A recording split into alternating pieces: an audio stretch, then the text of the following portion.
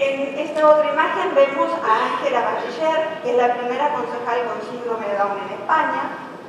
Y en esta otra imagen vemos a personas internadas en un psiquiátrico en Argentina que están votando. Y es muy gracioso porque hubo una sentencia en Uruguay donde, entre todas las cosas que una jueza decía que un joven con síndrome de Down no podía ser, estaba votando. Y la excusa que ella puso para decir que esa persona no podía votar era que se podía equivocar. Cuando en América Latina, cada vez de votación, medio país dice que el otro medio país se equivocó. Bien. En esta imagen vemos tres personas, una persona punk, una persona en silla de ruedas, una persona tatuada como los Mara Salvatruchas y una persona con síndrome de Down. Y la frase dice: ser diferente es normal. ¿A qué apunta esta imagen? Apunta a deconstruir en nuestras sociedades que existimos personas normales y anormales. El concepto de normalidad empieza a fines del 800. Antes la gente no se distinguía entre normal y anormal. Esta imagen es de una organización que se llama Metasocial en Brasil, que yo les sugiero buscar porque tiene muy buenos materiales y videos. Volviendo al tema de la normalidad y la normalidad, yo me apunté aquí algunas cosas que quería compartirles. En 1801, Pinel hace un tratado de locura y distingue 5 tipos de locura. Y una era la idiocia, o sea, lo que hoy llamaríamos discapacidad intelectual o retardo mental, hasta 1800 estaba dentro de las clasificaciones de locura, todavía no la distinguíamos. Y en el año 1817, Esquirol, que fue discípulo de Pinel, separa la idiocia de la demencia. Recién hasta esa fecha dijimos, no es lo mismo, y lo distinguimos. Y en 1866, Langdon Down, que todos lo conocemos por el síndrome de Down, él hace una clasificación étnica de la discapacidad intelectual y distingue distintas afecciones por variedades. Una es la etíope, la malaya, la negroide, la azteca y la mongoloide. O sea que él distinguía las discapacidades intelectuales asociándolos a características étnicas. ¿Por qué hago esta introducción? Porque la forma en que separamos y clasificamos a las personas no es inocuo, no es inocente, no es naif. La manera en que separamos y clasificamos y etiquetamos a las personas es una acción política. En políticas públicas decimos que quien define, decide. Por eso es tan importante el tema de la definición de quién es el sujeto de las políticas o el objeto de las políticas. No es casual, vuelvo a decir, cómo yo defino a la persona, porque en base a cómo defino a la persona, defino el problema y defino la solución. Hay un término, la drapetomanía, que viene del griego drapetes, que quería decir fugitivo o esclavo, y manía, locura, que era una enfermedad, fíjense ustedes, que padecían los esclavos negros, según el médico que la definió, del siglo XVIII. ¿Y en qué consistía esta enfermedad? En que esas personas tenían una ansia exagerada de libertad y expresaban sentimientos contra la esclavitud. ¿Sí? Vuelvo a decir, cómo la humanidad ha definido ciertas características, ciertas ideas, ciertas ideologías en términos de patología o de enfermedad, no es casual. Y los cambios históricos y políticos han dado lugar a ciertos conceptos. Por ejemplo, la noción de raza empieza después de la colonia. Antes, en Europa, la distinción era por fieles e infieles. Se basaba en la religión. A partir de la colonia empieza a surgir esta idea de que las personas son diferentes en razas. La drapetomanía, decíamos recién, surge cuando está la esclavitud. La palabra género empieza a surgir luego de los primeros movimientos feministas, que ponen el énfasis en que la distinción entre las personas no está en el sexo, está en el género. Y ustedes saben muy bien que el sexo está entre las piernas y el género está entre las orejas. Entonces, es algo que se va construyendo. La noción de discapacidad y de homosexualidad habían quedado bajo el ala de las clasificaciones médicas, eran dicho por los médicos. Yo soy terapista ocupacional, yo vengo del área médica, sé la importancia que tiene resolver las cuestiones de salud que pueda tener una persona con discapacidad. Cuando yo voy al ginecólogo, no quiero que me recite la Convención de Belén do Pará sobre los derechos de las mujeres, yo quiero que me diga qué tengo y qué pastilla tengo que tomar. Ya. Pero sí quiero que me trate con respeto, que me haga sentir una persona digna cuando estoy en el consultorio y que no me maltrate porque soy mujer. Estas distinciones que vinieron madurando y que condensan en la Convención, podemos verlas, por ejemplo, ayer lo nombró Pamela, en el diseño de la discapacidad de Naciones Unidas del 83 al 92, se proponía para ese diseño un lema, que era caridad y simpatía. Y los movimientos de personas con discapacidad dijeron, basta de caridad y de simpatía, yo no quiero que me tenga simpatía. ¿Y qué propusieron? Igualdad y plena participación.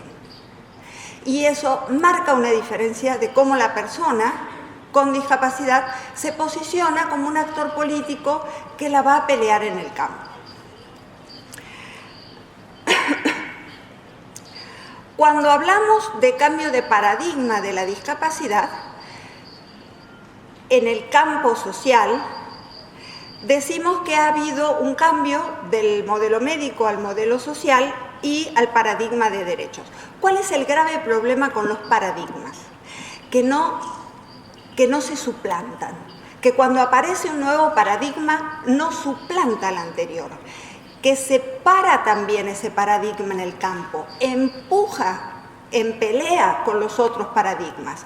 Imagínense ustedes que es como un escenario donde todos los actores, todas las formas de ver de la discapacidad que hubo a lo largo de la historia, todos están arriba del escenario. Una de las primeras visiones, que fue la de aniquilamiento, sigue vigente. Por ejemplo, cuando las leyes que permiten el aborto ponen como causal para que la mujer pueda abortar que el hijo tenga o el feto tenga una discapacidad, como sucede en la ley que permite el aborto en el Distrito Federal en México. El tener una discapacidad no debería ser causal. Una persona puede tener el derecho a abortar en condiciones saludables porque lo desea. Y ya es lo mismo que decir que yo le permito abortar porque está esperando una nena, ¿no? Y en ese sentido es importante entender que todas las maneras de ver la discapacidad están arriba del escenario. En ese sentido decimos que el ver la discapacidad es una construcción social, y aquí hago la distinción entre tres niveles.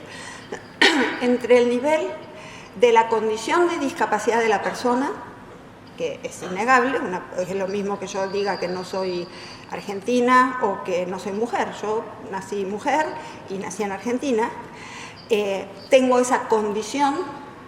Es el nivel más micro de la discapacidad. La situación de discapacidad, que es el cara a cara, es donde se da la discriminación, el maltrato, pero también tenemos que entender que en el campo de lo social, como un tablero de ajedrez, existe la posición de discapacidad, y esa posición es estructural en el campo. Esa no se resuelve tan fácil, y esa no la resuelve solo una persona, peleándose con el burócrata que no lo deja entrar a la escuela, o la mamá peleándose con la directora porque no deja entrar al niño a la escuela. Esa es estructural. Ahí tienen que ver las macropolíticas y las cuestiones de gobierno. Ahora, si no hablamos entonces de discapacidad, de diagnóstico, de qué estamos hablando cuando hablamos de discapacidad. Y hablamos. A mí me invitaron a hablar de inclusión, y aquí es un problema, porque no se puede hablar de inclusión si no hablamos primero de exclusión. Porque si yo tengo que meter a alguien, a donde sea, es porque antes, por alguna razón y de alguna manera, lo excluí, lo saqué. Entonces el problema no está en cómo lo volvemos a meter, sino en cómo lo sacamos. Porque si yo no ataco la raíz, siempre va a volver a suceder.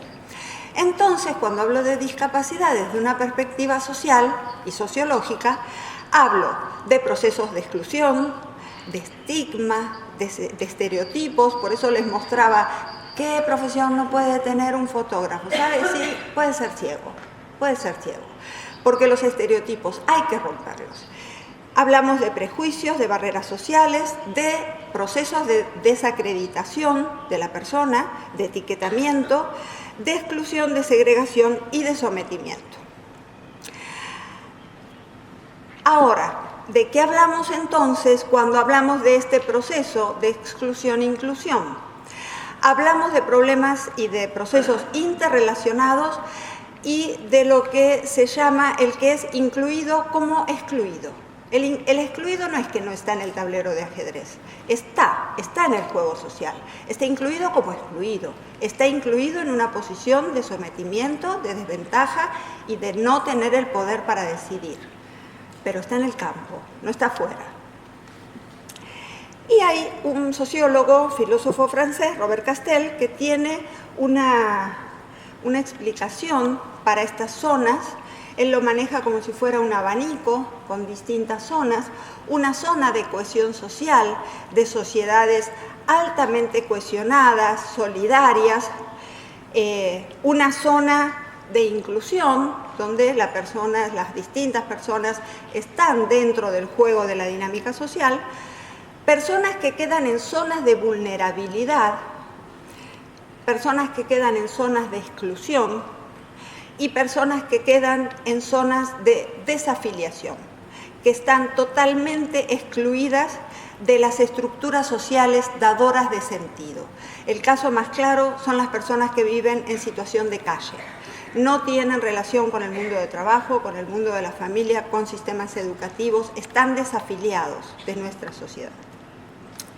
Y si uno piensa que en todas las sociedades existan estas zonas como abanicos, es fácil poder decir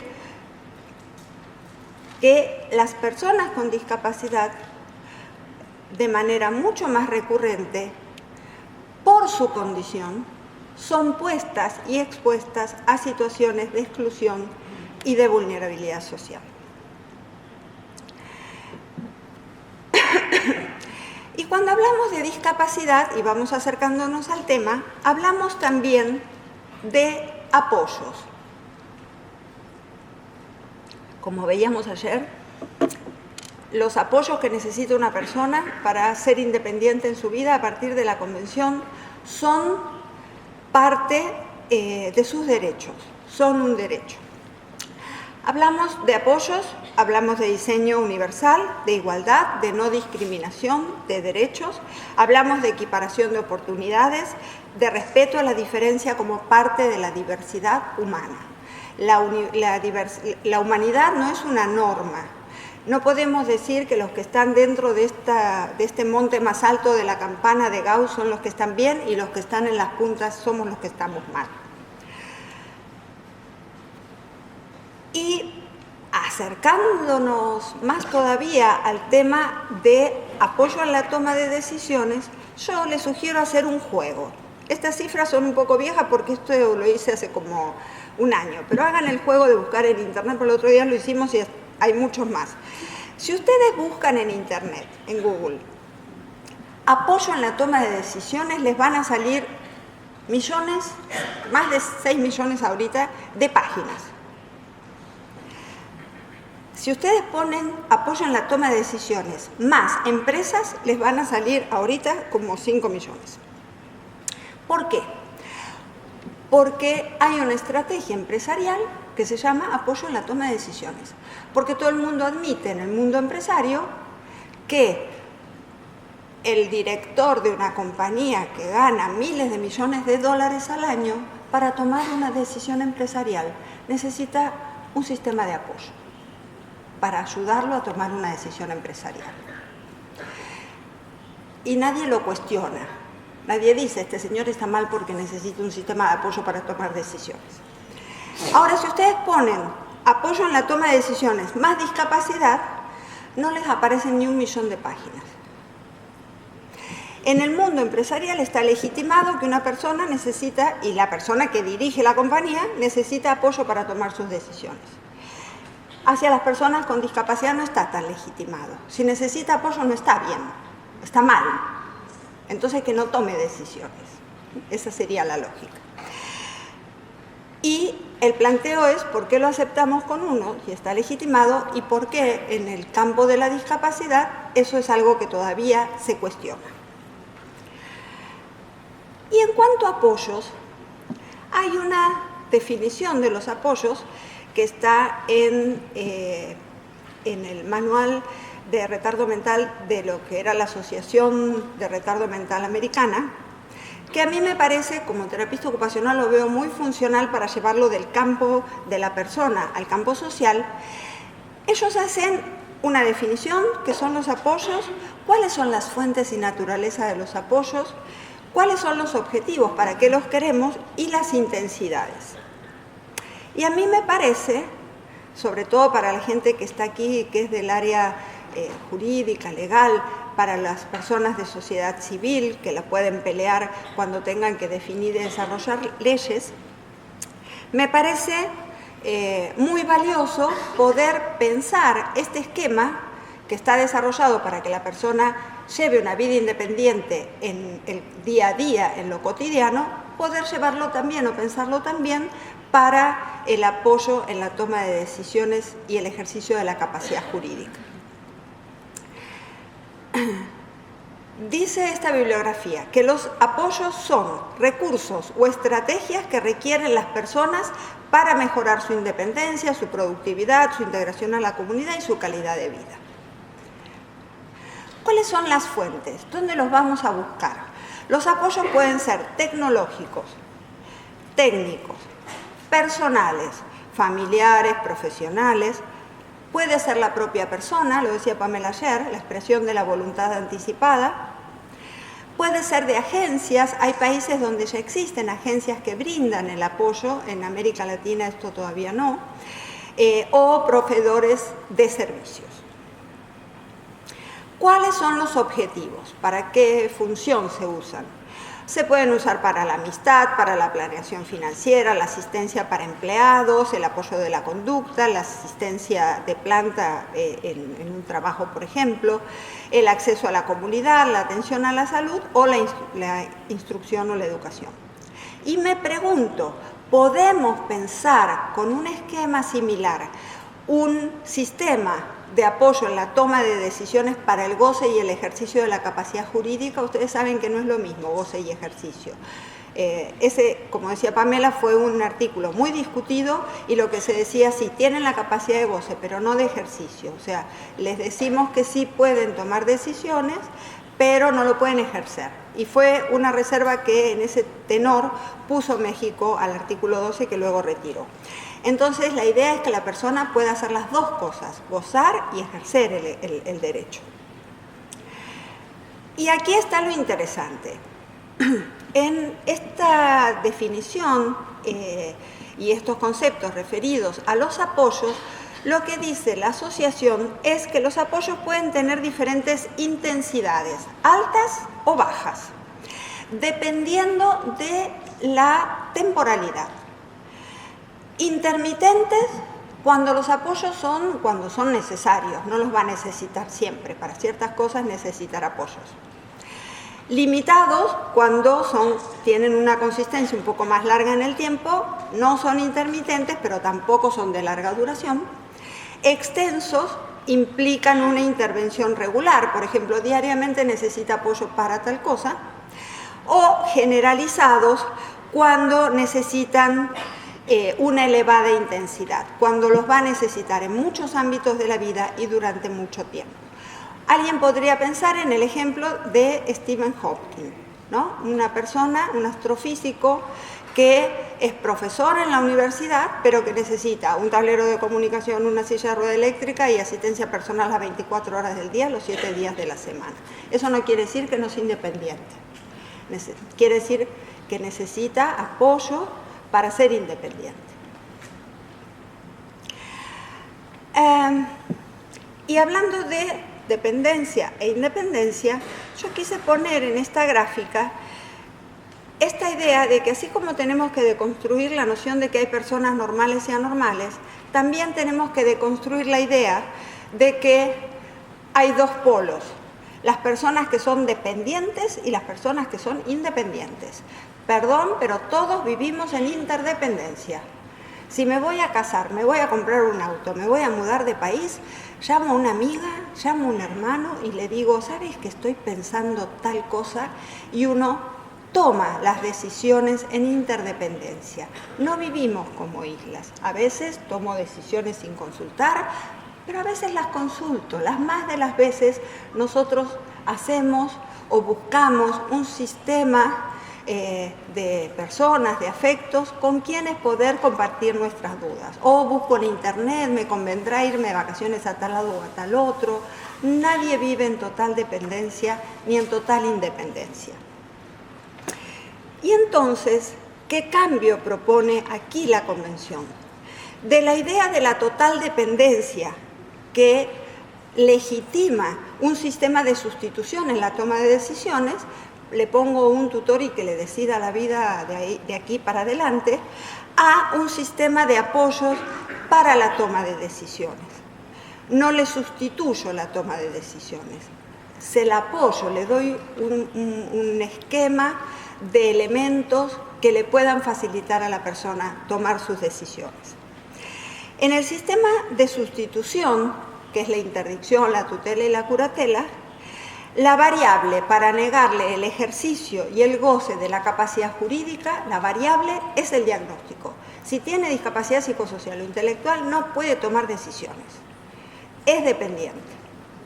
En cambio, a partir de la Convención, la variable para garantizarle el goce y el ejercicio de su capacidad jurídica es el sistema de apoyo.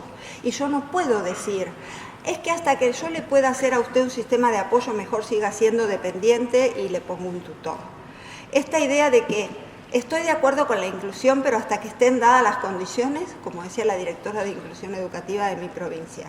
Y eso es un grave problema, porque la persona está aquí y ahora. Y que yo diga, cuando estén dadas las condiciones, se refiere a la estructura de lo social. Pueden pasar 40 años para que cambie.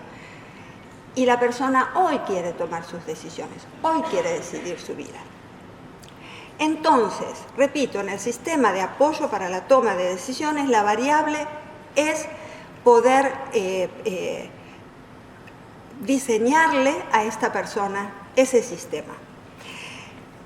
Y para eso, para el primer punto, hay que desmontar la interdicción, la tutela y la curatela. Y para el segundo, hay que diseñar e implementar políticas, y ayer lo veíamos muy bien, no es cuestión de buena voluntad, hay que diseñar políticas. Hay que diseñar políticas que incluyan al sistema judicial, al sistema legislativo y a distintas estructuras del campo de lo social. Las escuelas van a tener que reconfigurar muchas de las acciones que hacen para fortalecer en los alumnos esta idea de que ellos pueden tomar sus decisiones y saber dónde y con quién ir a buscar los apoyos.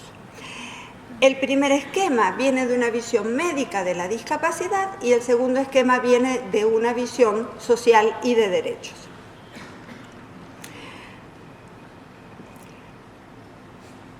Entonces es importante tener en cuenta estas ideas para construir planes nacionales de sistemas de apoyos para garantizar la capacidad jurídica.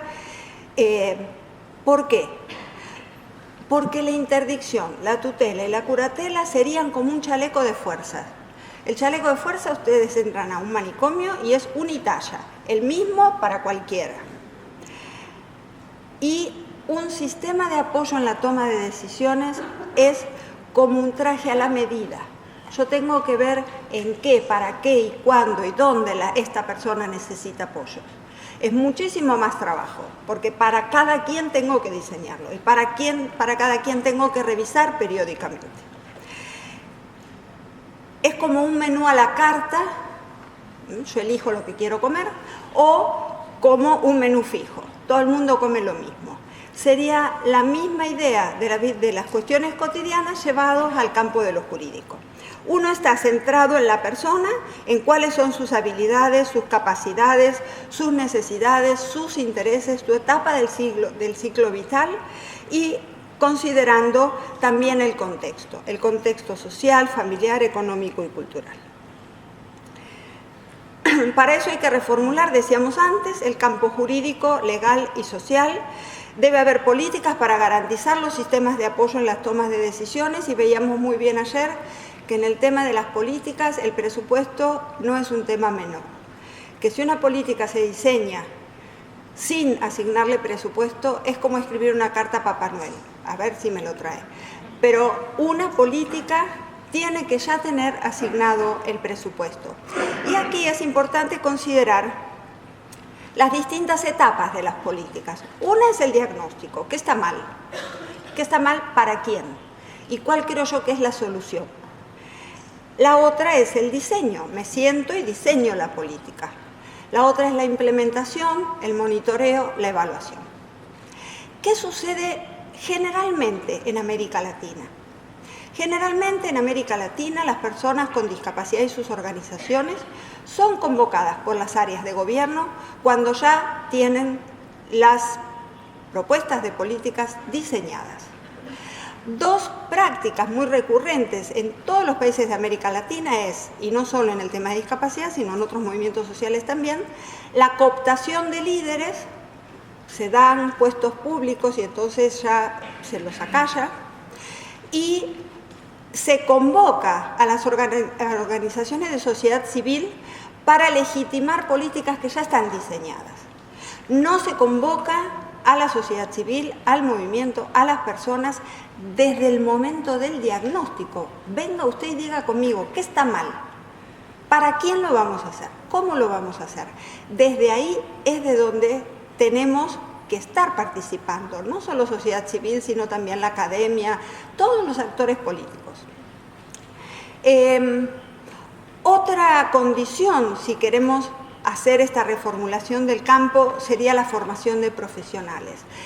Es muy lamentable que en la mayoría de las universidades no se ve el tema de discapacidad en las carreras, no, salvo carreras muy específicas, pero digo arquitectura, diseño, derecho, no ven el tema de discapacidad. Entonces, transversalizar la discapacidad como problema y temática de las distintas carreras es algo imprescindible. La transformación de los discursos y las prácticas, la identificación y movilización de las redes de apoyo, la toma de conciencia, que es un tema mayor, artículo de la Convención también, y otro artículo de la Convención que es importante es la obligación de los Estados. Según los diferentes derechos, cuando ustedes lean la Convención, el Estado no tiene la misma obligación en todos los derechos. En algunos debe fijarse de que ese derecho no se le prohíba a la persona, pero en otros tiene la responsabilidad de hacer que la persona tenga acceso a ese derecho. No en todos los derechos el Estado tiene el mismo nivel de obligación. Y en el artículo 12 dice, ya lo leyó Pamela ayer, pero a mí lo que me interesa es que vean los niveles de obligación que tiene el Estado en estos derechos. Y dice en el artículo 12, los Estados partes, o sea, quien firmó, reafirma que la persona con discapacidad tiene derecho en todas partes al reconocimiento de su capacidad jurídica. O sea que si el gobierno lo firmó, está diciendo que él está de acuerdo con eso. Reconocen que las personas tienen capacidad jurídica, o sea, le están reconociendo esa condición. Los Estados partes adoptarán las medidas pertinentes, es responsabilidad del Estado. Es un nivel de responsabilidad alto, el Estado tiene que adoptar las medidas. Y en el punto 4, asegurarán que en todas las medidas relativas no se puede sacar el sayo. El Estado tiene que asegurar que eso pase. Entonces es importante que cuando leamos cosas relativas a la discapacidad podamos ponernos estos lentes más sociológicos y de políticas públicas para ir al fondo de lo que estamos leyendo, porque nosotros somos actores en el campo de lo social, no vinimos de espectadores, nosotros estamos jugando en el campo. Ustedes levantaron la mano porque están jugando un papel en el campo social de la discapacidad, en lo legal, en lo médico o en las áreas de salud, en la parte pedagógica, todos nosotros estamos jugando en el campo. Y como consideraciones finales,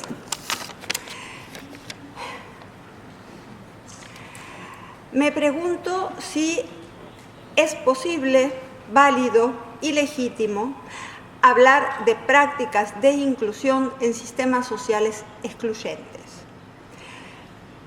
Tendremos que entender que nuestros sistemas, que nuestras sociedades son excluyentes. Y a las personas con discapacidad no es a la única persona que excluyen.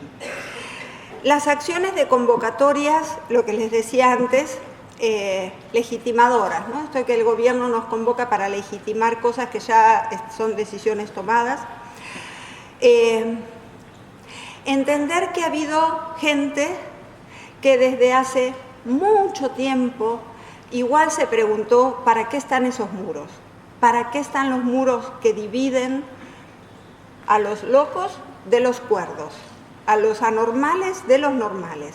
Y hay un corpus teórico, hay investigadores, estudiosos, psiquiatras que desde hace muchísimo tiempo, como David Cooper, Thomas Szasz, Franco Basaglia, Armando Suárez, están hablando de procesos de desmanicomización.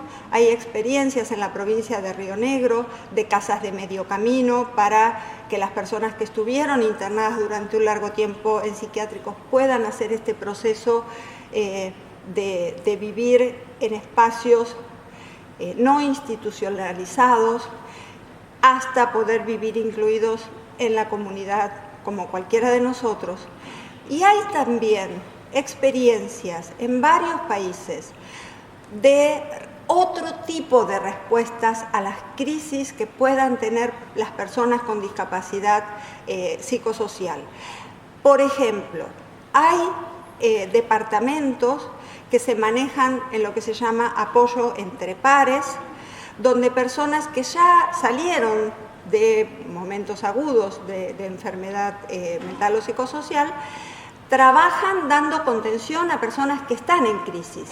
Entonces estas personas no son internadas, no van de su casa al manicomio, van de su casa a estas instancias y los pares, las mismas personas que antes estuvieron en su situación, porque han sido también personas que tuvieron sus crisis, contienen.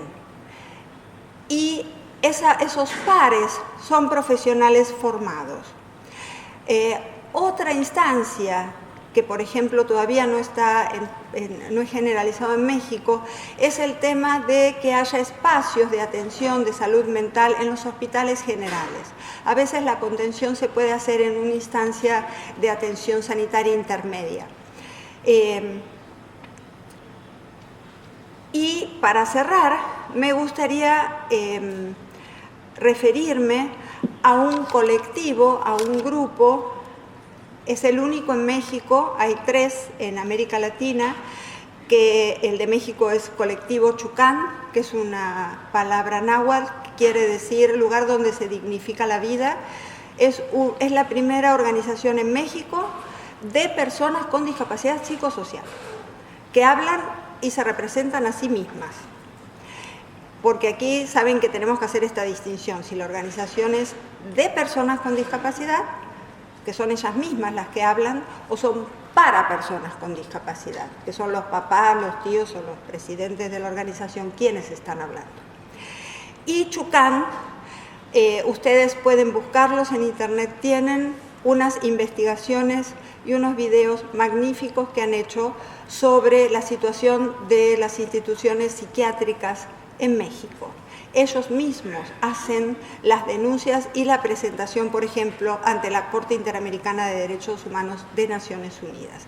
Tienen una participación política muy fuerte y me parece que son los actores que tenemos que revalorizar y convocar a jugar en el campo, porque tenemos mucho que aprender.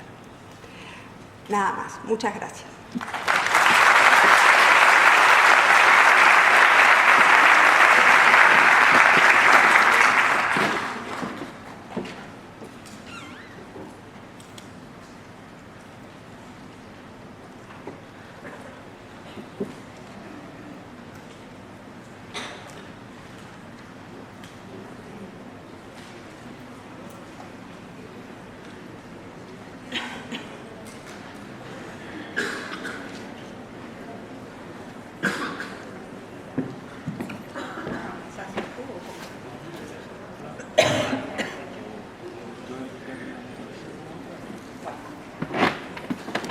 Bueno, debido a la premura, las preguntas las hicimos por escrito, por lo tanto Patricia está analizándolas ahora y va a hacer una respuesta general en relación a las preguntas que sean más parecidas entre sí.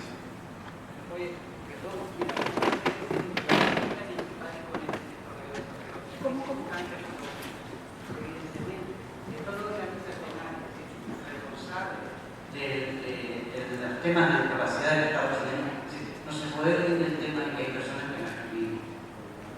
Entonces, por favor, en casa de los chinos de Parca, yo no tengo ninguna pregunta específica que afectar nuestra oportunidad, pero no es la primera vez que con el sistema de las preguntas escritas, yo entiendo que los organizadores tienen una pregunta de tiempo. Bueno, entonces planifiquen mejor, pero no nos excluyan a las personas que no podemos escribir de manera convencional a la hora de participar.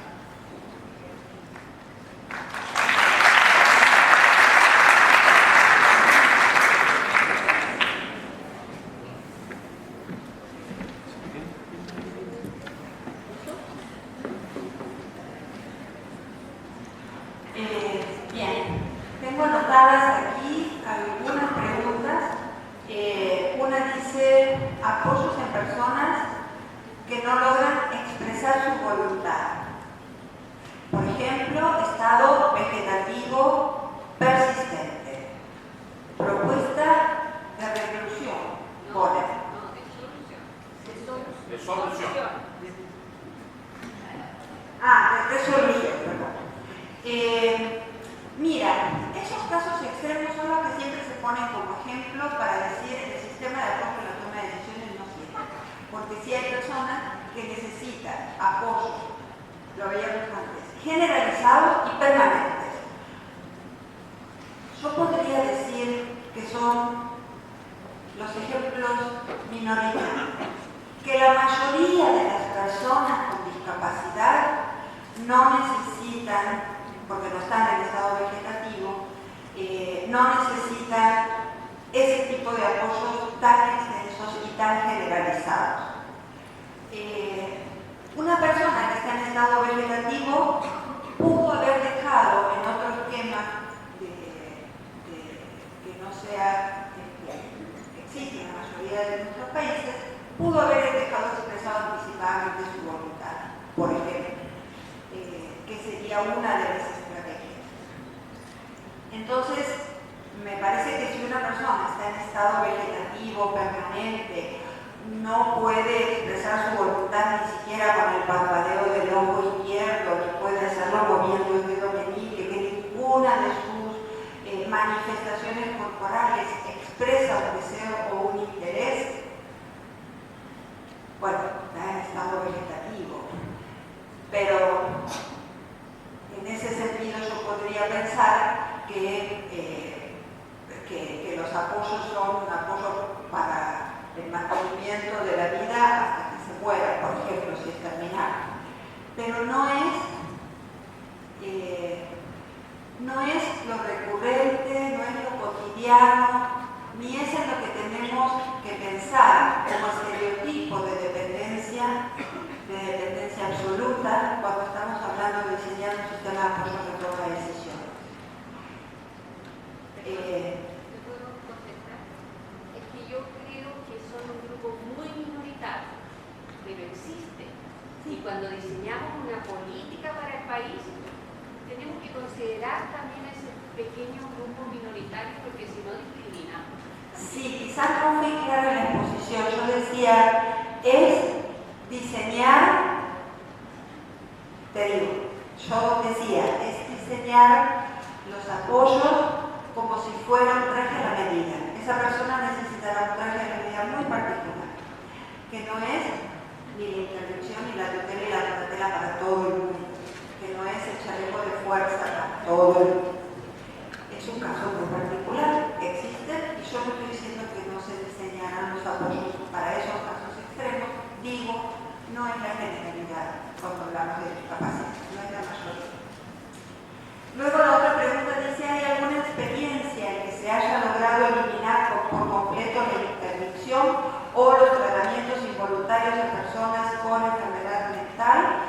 Y yo considero que sí, ayer lo hablaba Carlos, por ejemplo, y hay muchas experiencias de espacios donde, por ejemplo, las internaciones psiquiátricas no solo forzadas, sino no existen las instancias de lo que conocemos como ARCO. Sí ha habido un cambio y es importante que lo sepamos. ¿Permitirías algún caso en el que haya una sustitución de la voluntad temporal? ¿Quiénes deberían decidirlo? ¿Un juez? ¿Una comisión multidisciplinaria? ¿Un ombudsman? ¿Un órgano estatal? Si es que estoy entendiendo bien.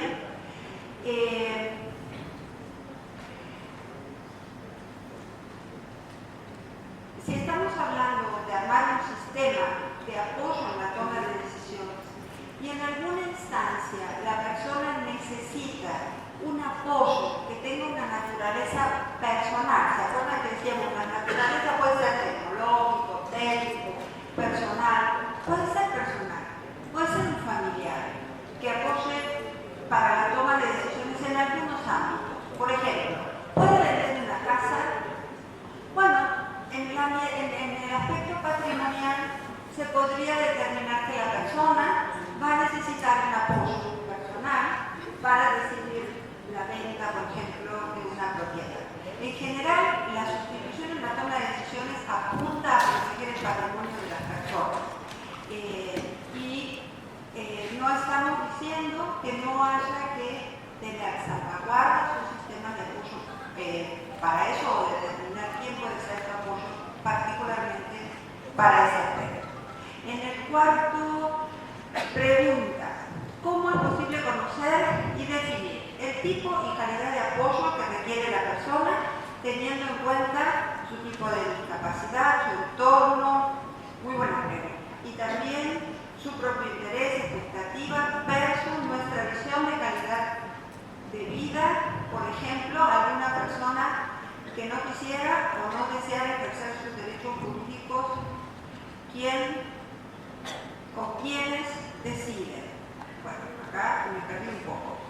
En la primera parte yo creo que sí es posible conocer el tipo y calidad de apoyo que requiere una persona. Decíamos, haríamos una evaluación interdisciplinaria para conocer sus capacidades, sus habilidades, sus intereses, los contextos en los que va a ejercer esta capacidad jurídica. Me parece que es una de las cosas que debemos apuntar a que se desarrollen en los distintos juzgados, donde solamente existe hoy por hoy la figura del tutor o del curador. Y luego la otra parte, que si hay alguna persona que no quisiera o no deseara ejercer sus derechos jurídicos y sociales, me parece que eso no tiene que ver con la discapacidad. Hay mucha gente sin discapacidad que también decide no ejercer sus derechos, y cada quien, ¿verdad? Pero me parece que en el tema de la discapacidad tenemos nosotros como un rol muy importante en hacer tomar conciencia a todas las personas con discapacidad, en especial intelectual y psicosocial, de los derechos. Y en la última pregunta es si en su país las personas en situación de discapacidad tienen derecho a voto, y si lo tienen, de qué manera lo hacen. Yo tendría que decir que hoy por hoy yo tengo 2 países.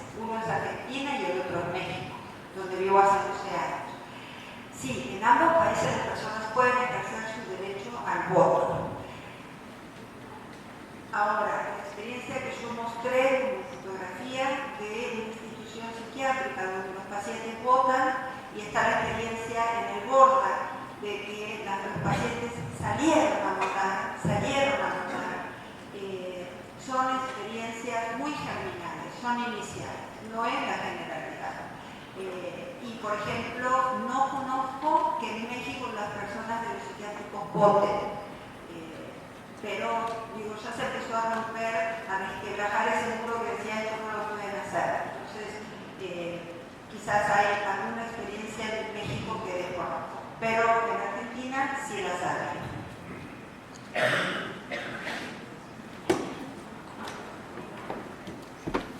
Bueno, agradecemos a Patricia su participación y por su presentación. Muchas gracias.